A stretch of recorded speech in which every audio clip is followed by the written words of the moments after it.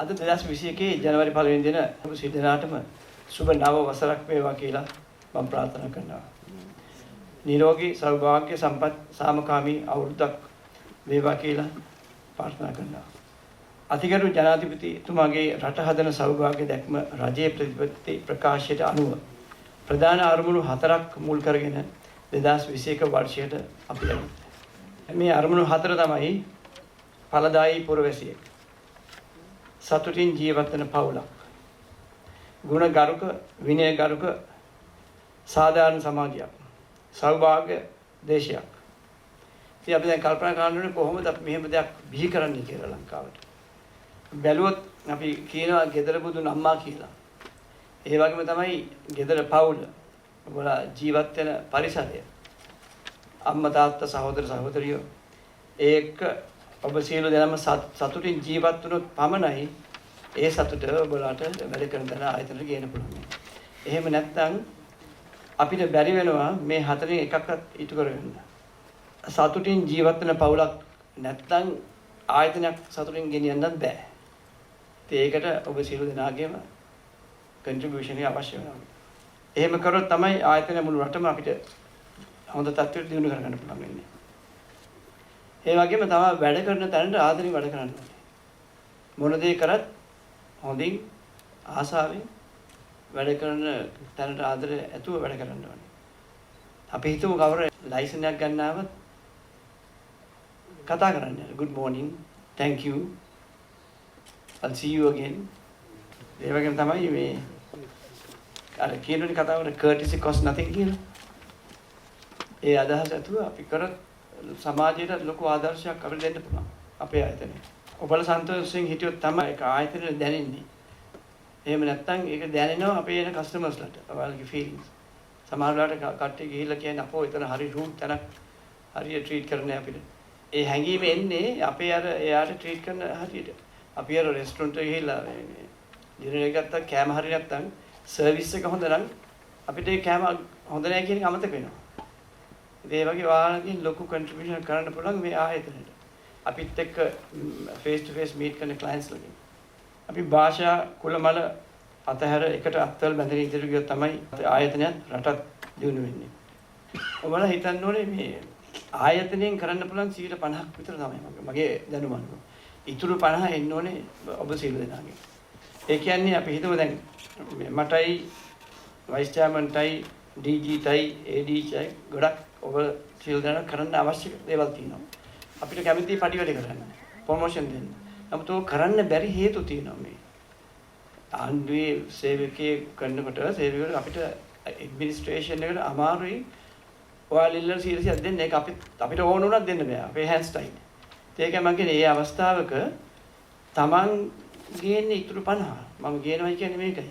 දැන් අපි හිතමු එක එක්කෙනාගේ ප්‍රශ්න තියෙනවා. ඔයාලට ඇති ආදායම අඩු වෙන්න පුළුවන්. ප්‍රොමෝෂන් නැති වෙන්න පුළුවන්. ඉතින් එහෙම තියෙනවා අපි හිතමු ආදායම අඩු කියලා බලමු. ආදායම අඩු නම් Tamanගේ මොලේ පාවිච්චි කරන්න ආදායම වැඩි කරගන්න මොකද කරන්න කියනවනේ.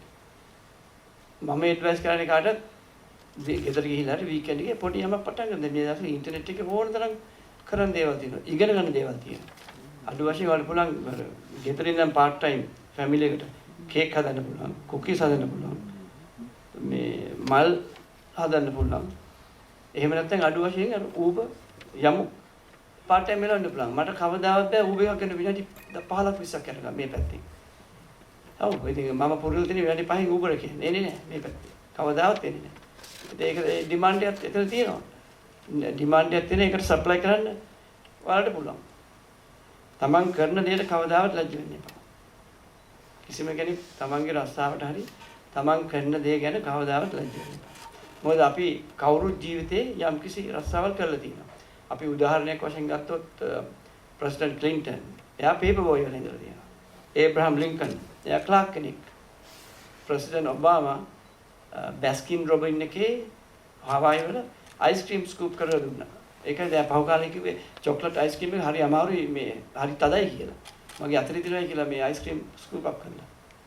ඒ වගේ තමයි කරන මේ දෙයට කවදාවත් ලැජ්ජ වෙන්න එපා. ඔයාලා සමහර හිතන ඇති මේ මම පැරෂූට් කාර්යයක් ඇවිල්ලා ඔයාලට මේ ඇඩ්වයිස් කරනවා කියලා. නමුත් ඔයාලා මොන තත්ත්වෙ හිටියත් අද ඊට බොහොම පහළ තත්ත්වයක මගේ ජීවිතේ මම ඉඳලා තියෙනවා. ඒක හන්ද මට ඒ එක්ස්පීරියන්ස් එක තියෙන හන්දයි කියන්නේ. ඔයාලට යමක් කරන්න උවමනාව තියෙනවා. නමුත් සමුන්නාන්සීලාගෙන් 150 එන්න ඕනේ.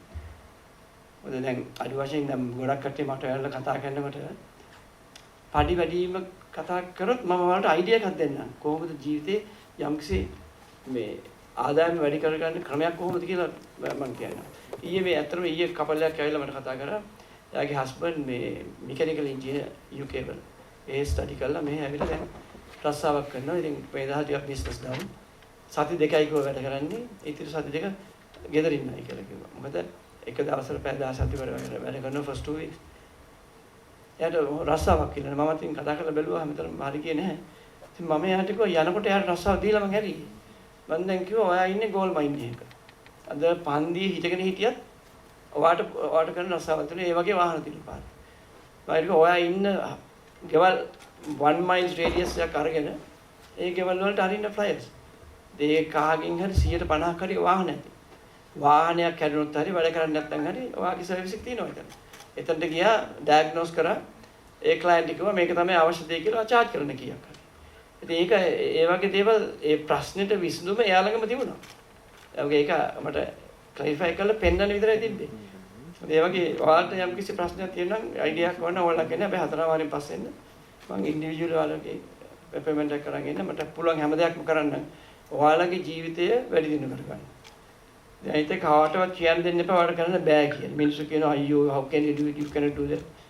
කිසිම කෙනෙකුට කියන්න එපා. ඒ වගේ මිනිස්සු ආසය කරන්නත් එපා. යමක් කරන්න පුළුවන් කියලා yes we can do තියෙන attitude කට්ටිය තමයි ආසය කරන්න ඕනේ. නැත්තම් ඔයාලත් negativity build up වෙනවා. ඒක හරිය නෑ ඔයාලටත් හරිය නෑ. වැඩ කරන ආයතන දෙක හරිය නෑ. මේ අවස්ථාවේ මම කැමති මේ සතුටින් ජීවත් වෙන්න කියපු නිසා පොඩි විනාඩි දෙකක වීඩියෝ එකක් පෙන්නන්න කැමති ඔයාලට. You are living on a daily basis as if you are forever. The fundamental awareness that this is mortal, this is here only for a limited amount of time. If this was a normal conscious thing for you, you would put your life to best use, for sure. And if you come to terms with that one thing, there would be no insecurity because there is nothing to gain, nothing to lose in this life. You came with nothing. Whatever the hell is happening, you're on the profit side. Yes or no? Huh? Isn't it so? Did you come with investment? No. You come with nothing. So whatever the hell is happening, you're always on the profit side, isn't it? And anyway, they don't allow you to take a container in the end. So all you have is how profound, intense and beautiful is your experience of life.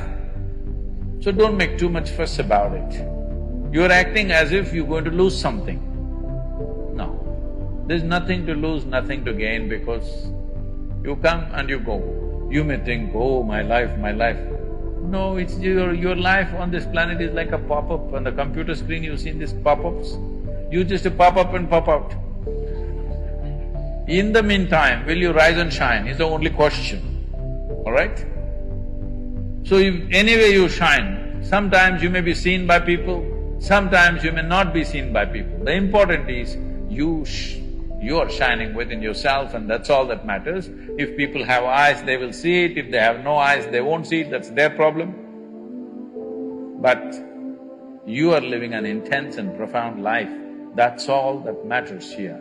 If you understand this and if you bring this into your life, insecurity will not happen because security can happen only in death. That's all. People keep asking me, coming to me and asking me, Sadhguru, please bless us, nothing should happen to us. I say, hey, what kind of blessing is this? My blessing is let everything happen to you. Everything that's life must happen to you. Have you come here to avoid life or have you come here to experience life? Please, you must make a decision right now. Have you come here to avoid life or to experience life? Experience life. All the different dimensions of what this life holds must happen to you, isn't it so? If you come to avoid life, there's an ocean right here. You can jump into the ocean. See, if you want to avoid life, you must die. It's a more efficient way of doing things, isn't it? You're alive and you try to avoid life, it'll become miserable. If you feel insecure, that's what you will do. You will try to avoid life. When you're alive and try to avoid life, it'll cause immense misery. When you're alive, you live. When you die, you die. Don't get up from the dead. අපි කොයි වෙලේ හෙට දවසක් කියලා හිතන්න ඕනේ. හෙටක් නැත්තම් අපිට අදකුත් නෑ. ඒක හන්ද කොයි වෙලේ හෙට දවස ගැන හිතනොත් තමයි අපේ we have hope. ඉතින් යමක් ඔබලා අද මගේ ඉගෙන ගත්තා නම් මම බොහොම සන්තෝෂයි. ඉතින් එහාට ඔබ සියලු දෙනාටම සුබ නව වසරක් වේවා කියලා ප්‍රාර්ථනා කරනවා. සභාපතිතුමාගේ කතාවයි සභාපතිතුමා ප්ලේ කරපු වීඩියෝ එක දැක්කහම උඟ දෙනෙක්ගේ කල්පනාවෙන් ඒක බැලුවා නම් අපිට ලොකු පණිවිඩයක් ලැබුණා ඒකෙන්. අපි එන්නේ කිසි දෙයක් නැතුව යන්නෙත් කිසි දෙයක් නැතුව. ඒතර අපි මොකද්ද කරන්න ඕන? අපි මොකද්ද වෙන්න ඕන? අපිට ලැබෙන සෑම දෙයක්ම අපේ හිතෙන් තමයි අපි හිතන්නේ අපි ජයගත්තා. එහෙම නැත්නම් අපි පෙරදුනා කියලා.